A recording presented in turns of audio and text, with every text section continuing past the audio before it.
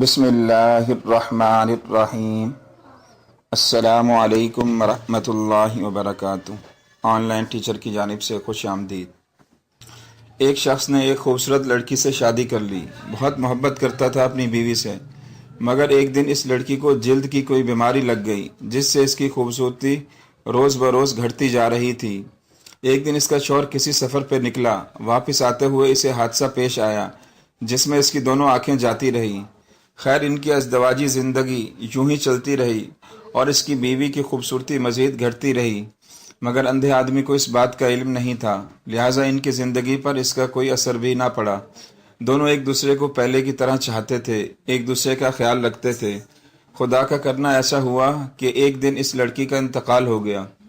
اس کا شوہر نہایت غمگین تھا اس صدمے سے، جس کے باعث اس نے اپنا سب کچھ فروخت کر ڈالا اور اس شہر کو چھوڑ کر کسی دوسرے شہر جانے لگا۔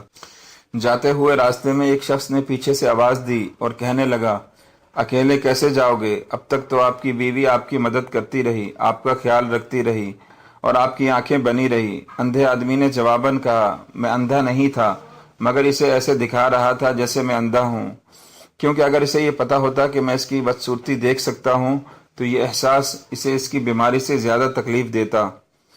اس لیے میں نے اندھے ہونے کا ڈرامہ کیا۔ وہ بہت اچھی بیوی تھی، میں بس اسے خوش رکھنا چاہ رہا تھا۔ اس واقعے کو بیان کرنے کا مقصد اس سے سبق حاصل کرنا تھا۔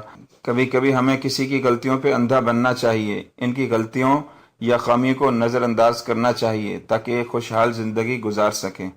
مخلوق کوئی بھی کامل نہیں مگر صرف خالق، لہٰذا رشتے کی مضبوطی کا باعث کسی کی کاملیت نہیں بلکہ رشتے کی مضبوطی کا راز اس بات میں ہے کہ ہم آگے والے کو ان کی تمام تر خامیوں اور غلطیوں کے ساتھ دل سے قبول کر لیں۔ بے شک